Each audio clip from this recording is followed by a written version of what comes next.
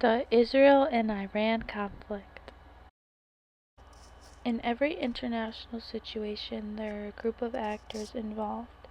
The following will be the actors involved in this conflict. Actor number 1 is Israel. Israel is a state actor because it is a recognized sovereign nation. It has a central government. Government participates in international institutions and exchanges, and it has territory. Looking further into what it means to be a state actor, to be sovereign means to have full independent authority and control over territory and people. Next, it has a central government, which is the IDF, standing for Israel Defense Forces.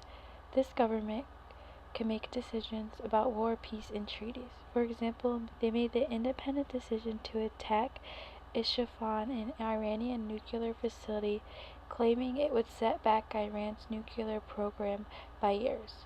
Israel is a United Nations member, involving itself in international institutions. Take, for example, Israel's main ally is the United States.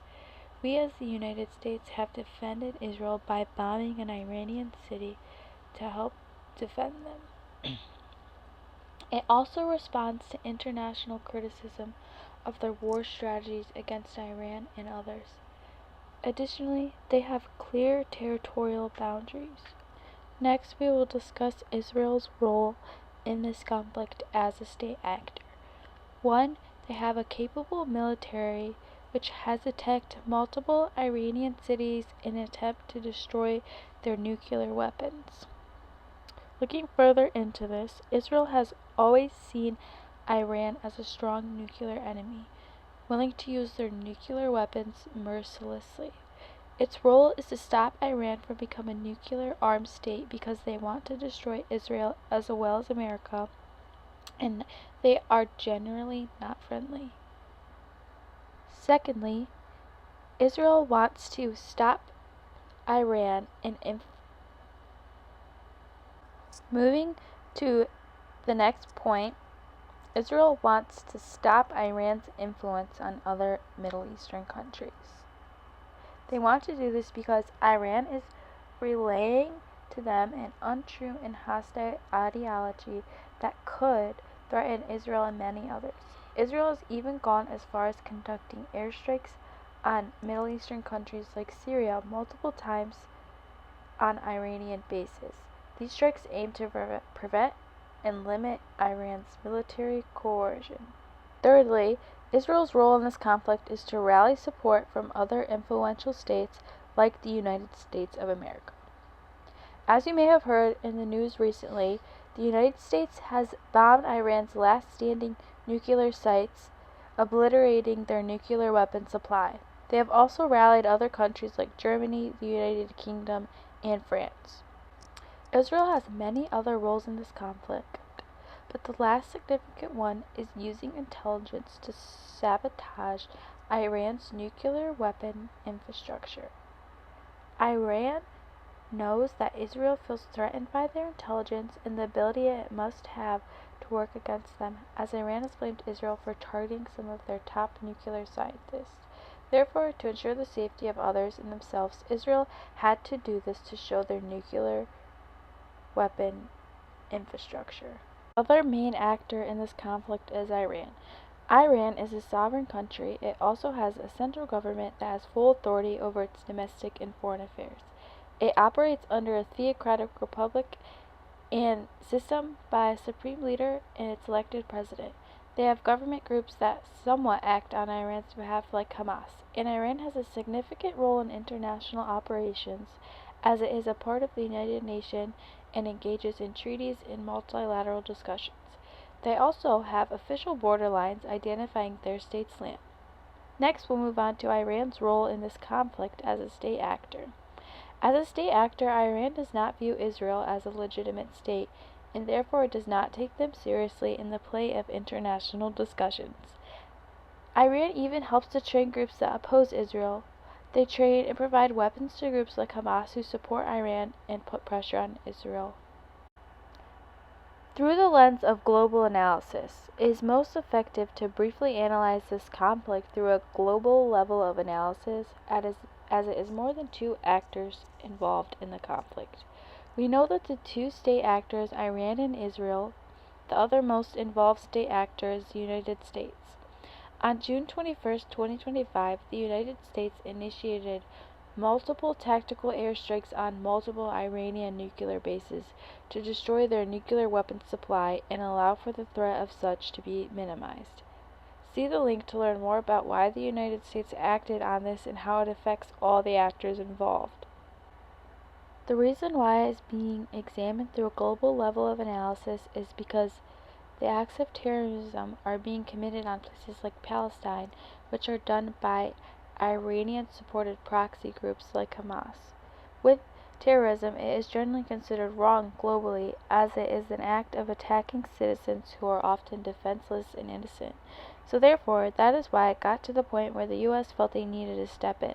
Another reason why this conflict is best looked at through a global level of analysis is because the threat of Iranian missiles and their will to use them affected the world environment as a whole.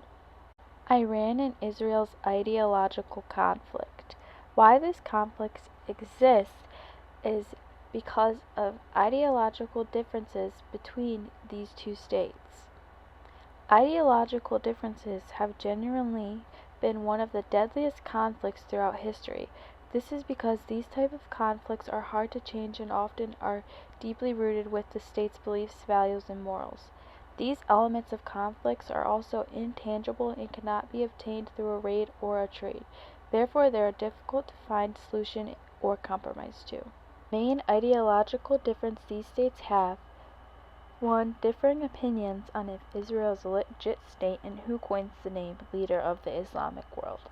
One reason this is their ideological conflict is because after the Islamic Revolution in 1979, Iran became a Shia theocracy led by a supreme leader who claimed religious and political authority over all Muslims.